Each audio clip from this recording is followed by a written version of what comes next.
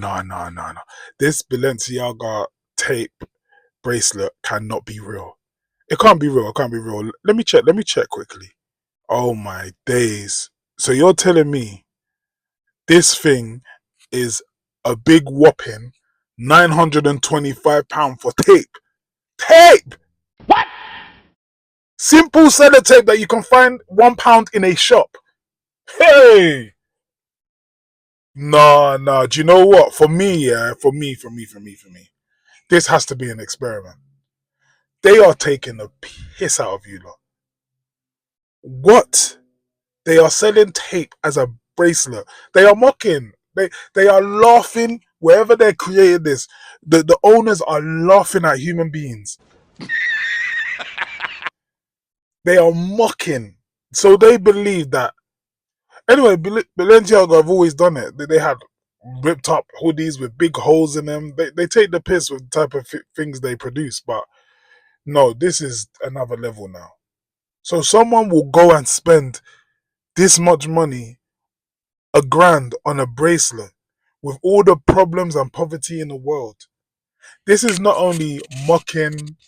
This is not only like mocking humans and the nature of consumers. It's also quite mad that people are suffering and these people can make something that cost £1,000 and make sales. I don't know how well it's doing, to be honest, but for the fact that they can even make it and feel confident about it takes the piss. I mean, again, like I say with a lot of these things, it could be a marketing play. It could just be a way to get people speaking about Balenciaga, which will sell their other products. But Balenciaga, I think they do well with their target audience anyway, so they wouldn't need to do this. So that's what makes me think that they're actually mocking it. Do you get what I'm saying? That is crazy, and this is just a reflection of how mad consumerism is. Like I've already done a video about this a while ago. Like consumerism has us in a chokehold, but this just proves it because it's like they're so brave or confident enough to create an item like this and put a £925, probably over £1,000 in dollars, or just under maybe a grand in dollars. Yeah, they're confident to put this price tag on it, knowing that there'll be silly people that will buy it, and half of that will be just for the statement. Oh, I can afford to buy tape that's worth £1,000. That's how a lot of people, when it comes to capitalism, measure things. Like, it's not really about the item. It's more about, I can afford this. And I want to show you that I can afford this to show you that I'm up. Because that's what we praise in this world. So for me, this is wild. It's crazy. And I don't even think it's right. Like, it's not right. And if you're buying this, I don't care for whatever reason, you're just silly. Like, you're silly. Like, this doesn't look nice. It's to me, some might say, oh, but it's fashion. No. Wearing tape on your hand is not fashion. Because even if I was to say I'm gonna get a fake version, I just need to go to Poundland, a store, and maybe just be wearing that. Now I've got the fake version. A sellotape. Like, I don't know, man. I don't know. We need to do better as humans. This shouldn't. Oh my days, this guy is using an office chair as a driving seat. Like, what? Big up to him, man. It looks like he's enjoying himself. But one question: how is he preventing that from sliding all over the place? Because it's got wheels on it. Like, look at it. Wow. Hey, do you know what? Yeah, I'm laughing, and yeah, this is wild, but I'm not really that surprised because I've seen this before. Like, not this exact thing, but I've seen people recreate a car, yeah, in the cheapest way possible. This looks like he's in, I don't know, could it be in somewhere in the Caribbean or a third world country? Because when I was in Nigeria, Abuja, I remember coming out of a club and then needing to get a taxi home. And one guy held me down. And the thing is, this was a bit reckless. We shouldn't have done this. We just went into a guy that said he was a taxi. That's dangerous. Don't do that. Book Uber. I know they got Uber in some third world countries. They do have it in Nigeria. They have Bolt as well. But we just went with a man that held us down. Anyway, it was an old Volkswagen VW Golf. I think it was like a Mark II or something. Who remembers them? I remember my first car was a Mark III, so they hold a special VW Golfs hold a special place in my heart.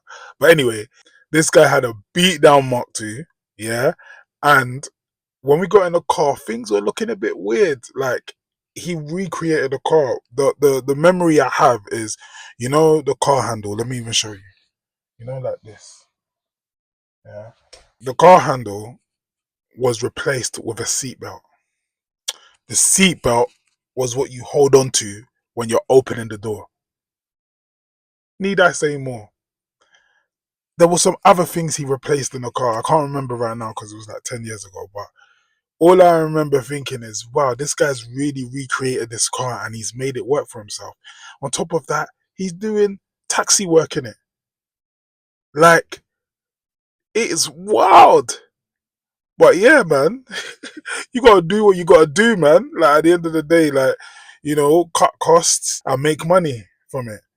That money, that car was making him more money than the car cost, and that's what business is about, to be honest.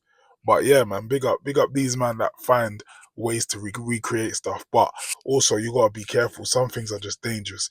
Having a chair that has wheels in it in a car looks dangerous. Not only for the fact that you could be sliding around and you're not stable in that car, but also for your back, like your own posture. How can you sit on an office chair driving? That's wild. We have a very big crisis here of single mothers. And 75% of the people who are in prison are from single mothers. So we need to, 75%? Yeah.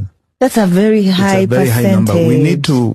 A boy that's raised by his mother is a very, very, very emotional man. Very. And I've seen them all over the internet. We are in a fucking crisis, a pandemic with this single mother and shit. But it is a proven fact that single mother households produce the worst product. Facts. It's That's a 100% fact, yeah. If you take two parent households, single father household, single mother household, statistically based on facts, the household with the woman heading it by herself produces the worst product. Kids that are typically raised by single moms are fucking out of control, because I've noticed that, like, especially boys. Most of the people who commit crime are from single mothers. Most of the single mothers are from. Most of the prostitutes are. Okay, let's get a little bit serious now. I see this being said on the internet quite a bit, and I know that there may be some truths in it, okay? But sometimes when I see it, it triggers me a bit, because if I'm going by a lot of the directness in what they're saying, the way they just say it, and they kind of paint the single mother raised boys all with the same brush, it is a bit triggering, especially when you come from that and it wasn't your choice, or it just happened. Because ultimately what they're saying is there's no hope for a single mother raised person. But I do know many examples of both. It's not one fits all, do you know what I mean? But I get when people do statistics and talk on things like this, they're generalizing. Even me, sometimes I generalize with different things that I speak about. But what I will say is, I just want to big up all the boys or men that have been raised by a single mother and have gone against the grain and have done well. You can do it! Yeah? If you're out here, you're not in jail, you're not living illegally, yeah? You're thriving in life, big you up. If you have found a way and you're doing your thing and you're raising a family especially and doing what your father couldn't, yeah? Big you up. Big you up, yeah? Prove these statistics wrong, yeah? Because it is triggering, because sometimes it makes you think, like, okay, well, I have no hope then. if this is my story, I have no hope. And I just want to use this opportunity to just tell people that no matter what they say about you, no matter what you've been through, no matter what life has brought you, life is unbalanced, life is unfair, right? You be the best version of yourself that you can. Yeah. Sometimes when you come from these kind of situations, it gives you a new level of fuel, a new level of drive that makes you not want to be like your father or even your mother. It makes you want to do things differently. You know what I mean? And what I'm starting to learn in life as well, yeah, life is full of patterns. Because me, yeah, I'm from a single mother and I've really struggled in relationships, being a father. And yeah, I didn't have no example, right? But there is always this thing in me that's like, no matter what happens, I have to do my thing. Like I have to do well. Like I have to always be in my children's lives.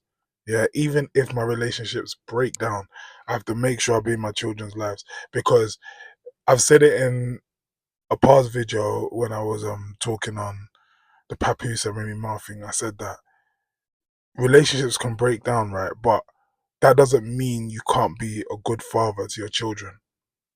Do you get what I'm saying? Like, so patterns I think are a thing. I even think maybe it could be a psychological thing, it could be a spiritual thing.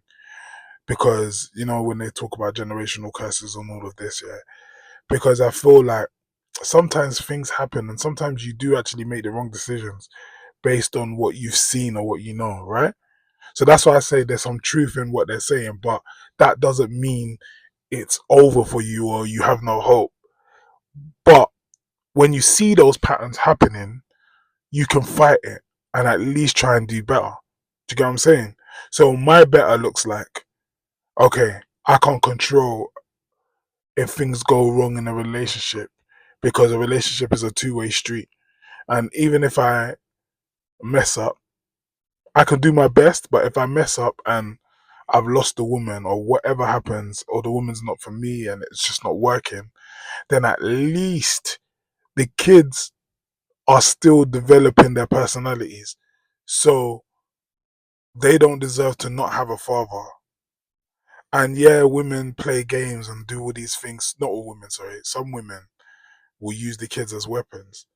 And sometimes you might have to pay and fight and go court to be in your kid's life. But it's your birthright to be able to be a father to your kids. It's their birthright to have a father. Do you get what I'm saying? That's because how were they made? They were made with a father, unless for whatever reason the father's not there. So at the end of the day, you got to do all you can to still be in those kids' life. They're still developing as humans, so I know that the mum could poison them and stuff and tell them things and try to turn them against you. But as long as you're in their life from a young age, you can prove who you really are, show them love. And as they get older, the tables start to turn anyway. Like when they start to develop their own mindset, their own character and personality, they will judge and weigh things up whether you're a good person or not. Even if the mum's kept you away, eventually they will search for you. When they see you, how you respond to them, how you are with them, how you interact with them, once they're able to interact with you freely without the mum involved, they will then make their own opinions. Therefore, I think you always have a chance with children. And for the whole picture of what I'm saying, as a man that's living on earth, you always will have a chance to do better and be a better man than maybe your father was. So I hear what they're saying about single mother raised boys, emotional, all of that. Of course, you're going to be emotional because you've probably got a lot of pain held in if you haven't got a father. I hate the fact that they paint all of us with the same brush, and I hate the fact that this is how people view it, and it's like giving no hope for them. But at the same time, no one can tell you anything. Everyone's an individual, and you can just do better as a man, no matter what your foundation is. So yeah, I'll end it there. Like, comment, subscribe, and I'm out.